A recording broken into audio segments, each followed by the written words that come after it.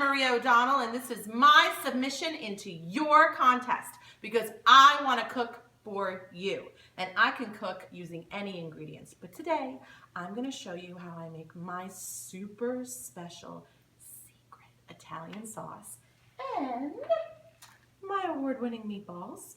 So people want to know the secret of my meatballs. I'm going to tell you 95% of what I put in those meatballs on this video today. If you want the other 5%, you're going to have to pick me. Let's get started. Hi, so here we are, and I've got 3 cuts of meat that I use. I use beef neck bones, and I use any piece of pork that has a bone in it. A nice cheap cut's fine. You're looking for flavor. The pork adds a nice little sweet flavor. The beef adds that beef richness, and then you got your veal neck bones. So I got this olive oil when I went to Italy over the summer, and I got it in Cortona, actually at the vineyard of the best friend of Frances Mays, who wrote Under the Tuscan Sun. Anyway, so the Baruchis, I had this olive oil shipped to me, and it really is quite wonderful. So we're turning it on about medium-high and waiting till it gets on a high heat. We dry the meat so that it gets a nice sear, makes a nice crust. Okay, so let's add it in, and you should hear this. That is the sound of a nice golden crust, and it will make what we Italians call the sauce.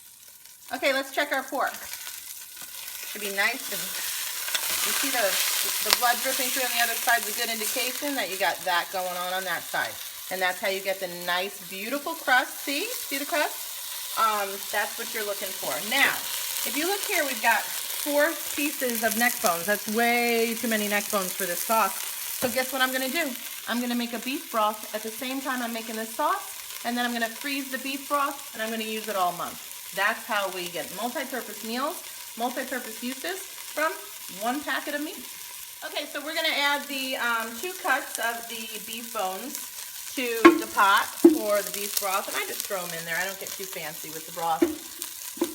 2 of each should be fine, because these 2 are going in our sauce. You move the pork around a little bit.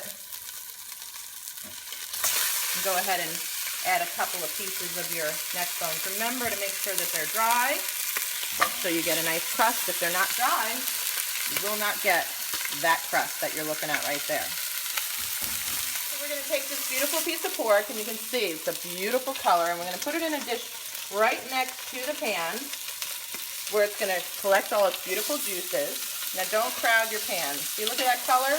That's what you're looking for. And you'll get that if you dry your meat properly. See all that beautiful color? It's making a nice sauce in our pan. Over here you got your beef broth going. Okay, so now we take our meat out because it's got a nice crust on it. We're going to go ahead and add a little bit, add a little more olive oil to the pan. You see all those brown bits in there? That's your sauce. Come over here. We've got 2 medium onions and 5 cloves of garlic. And we're going to throw them right in there. Nice and quick. Lower the heat. Give it a nice stir. And add a little more olive oil.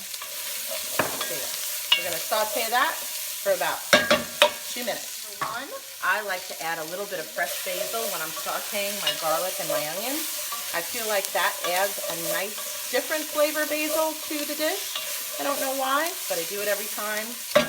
People like my sauce. Come over here, I want to show you something. I use whole tomatoes, and I puree them myself. Why don't I use crushed? Because I feel like this has a better flavor. I want you to come over here. You don't want to saute them too much. We're not caramelizing. And we're going to add the sauce. Now we're taking the heat down really low. Really low. So don't forget our beef broth. Back here we got the beef bones going. Follow me. I got 2 cut up carrots.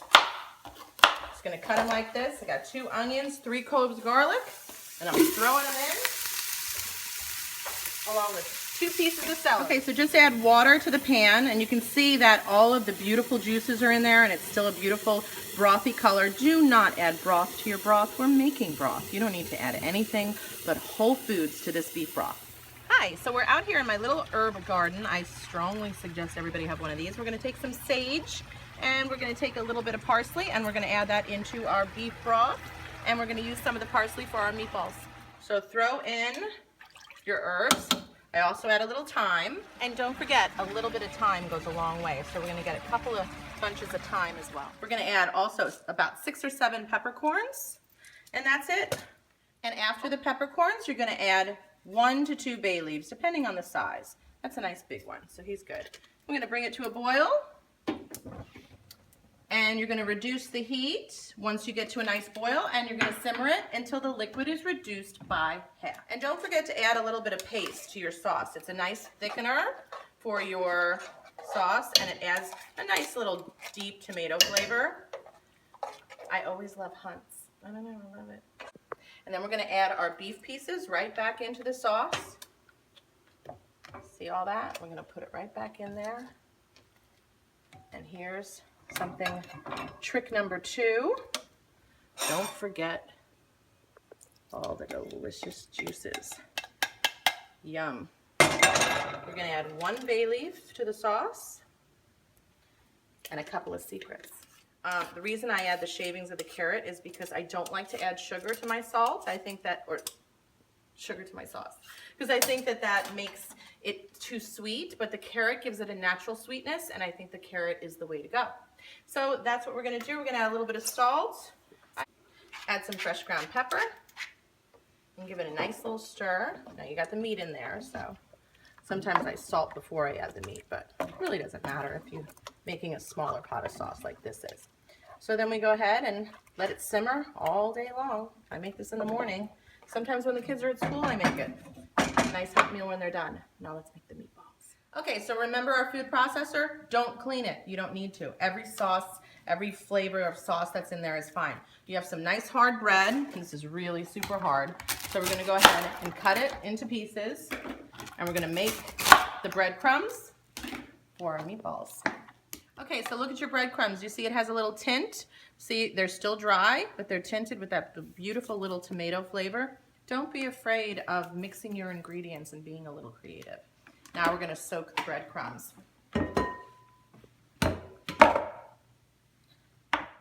What I soak my breadcrumbs in is a secret ingredient, and it's not milk, but I'll tell you if you pick me. Okay, back to our processor. We're gonna add half of an onion, a nice block of Parmesan Reggiano cheese, some parsley, and we're going to go ahead and puree that. And we're going to add it to our meatballs. Add 1 egg and my special cut of meat. Another secret. Okay, so I used 2 kinds of oil. I used a vegetable oil and I used an olive oil because the vegetable oil actually heats things at a higher heat, higher temperature. So I feel like you get a better sear for your meatball when you use both of those oils. Now we're going to make a nice mix here. Do not overmix your meatballs. You want to go ahead, and I just use like this kind of crisscrossy pattern so I can incorporate all of my ingredients. Okay, so now we take the meatballs and we're going to sear them on all sides in the nice hot oil. Don't crowd the pan, but you can fit a decent amount in there.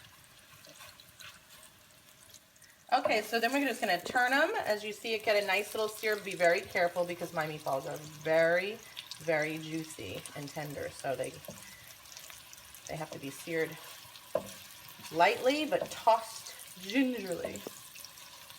There you go. That's the crust you're looking for. When you get it on all sides, then add them to the pot. So then take your meatballs and gently put them in the sauce. Come over here and watch. And after you have all the meatballs in, it should look like this. And here's a little tip. Just give it a little shake. Don't stir it. You don't want to disturb your meatballs. You don't want to break them up. If you give it a little stir, you see that eventually they'll all sink down into your beautiful sauce. And you can just coat the top of them like that and simmer them all day. My meatballs are very tender, but they stand up to my sauce very well. So see? Whee! Little turn around. And there it is, my Italian sauce that I make on Sundays that I hope that you make for your family, and I hope you enjoy it. I really, really do. So that's it. I gave you some of my secrets and I kept some for myself. But here's my secret message for you. I challenge you to pick me for your contest, because whatever you throw at me, circus peanuts, squid ink, sea bass, carrots, marshmallows, chocolate, whatever it is, I'm ready, baby, because I'm ready to cook.